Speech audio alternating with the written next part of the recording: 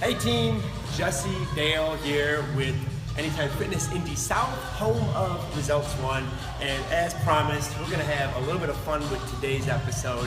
And we're gonna be going over the dumb, dangerous, and defunct exercises and better options for you. This first one, we're gonna start with the dumb. It really should have been inefficient.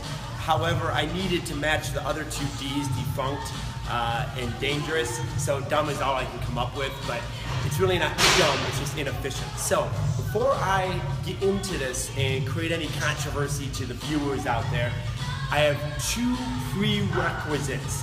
If you can answer yes to these two questions, then this would be my first dumb or inefficient first exercise. The first is, have you been consistently doing cardio the last 2 months?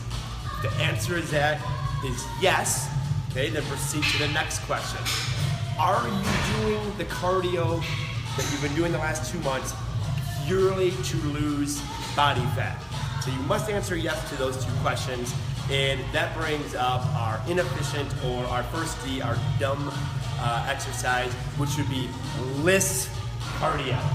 There you have it. See, the machines are vacant, okay? LISS cardio for fat loss. So please let me explain that. LISS cardio for fat loss. So LISS stands for low intensity, steady state cardio. If you've been doing that, you've already been doing it, and you want to add that for fat loss, boo, that is on our top 3 dumb exercises to do, and it really should be ineffective. Okay, now there are a million other benefits to doing cardiovascular activity for the heart, capillary density, all kinds of other things, but we're limiting that just to fat loss. All right, let's get into our next two. We're gonna get into the dangerous exercise next, so come on in. All right, so for our dangerous exercise would be the loaded upright row, okay? So loaded upright rows internally rotate the humerus, okay, here at the shoulder. So this is our humerus here. We internally rotate that at the shoulder, and we impinge our supraspinatus when we do them in this fashion, okay? So if we're bringing those elbows all the way up, or we're bringing this bar up to the chin, okay, it's pretty much like putting our supraspinatus under a dull butter knife and just sawing away. So it probably will not injure your shoulder the first year, even 10 years, but over a long time of doing close grip upright rows with the elbows above the clavicle, all right, that you're gonna run into issues. So a better option on this, all right, would be a wide grip where the elbows go even with the clavicle. So right here, you're still gonna get the medial delt, you're still gonna get full stimulation of all 3 deltoids, mainly the medial delt. All right, so that would be a better option, all right? You can also do it the close grip and just not come up as high, okay? The wider grip's gonna give you a little bit more medial delt stimulation.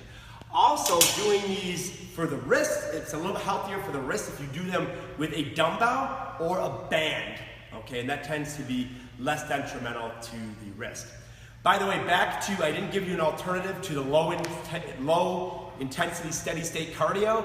Some alternatives would be high intensity interval type training, okay? Great option for instead of the LISS cardio. And some things that involve large muscle groups in the high rep range. So I could say run around the building, do 20 deadlifts at 30% of my 1 rep max, run around the building again, do 30 squats at 20 or 30% of my 1 rep max. So involving large muscle groups would give you a lot more caloric expenditure, a better hormonal response than LISS just kind of trucking away.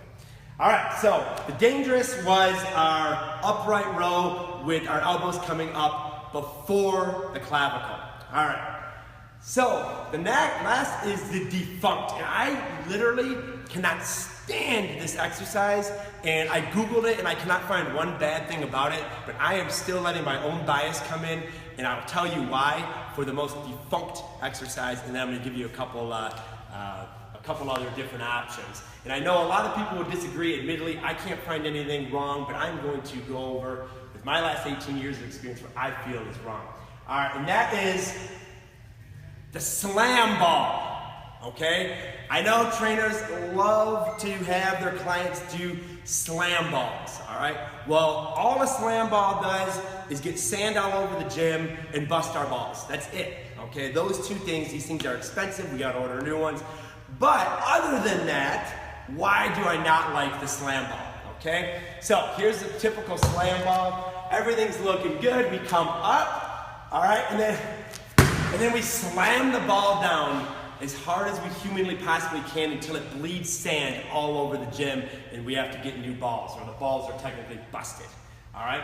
So as opposed to busting the balls, what you can do instead is, or what I don't like, is you're working with gravity here, okay? So here, the concentric portion, I'm working against gravity, I have tension.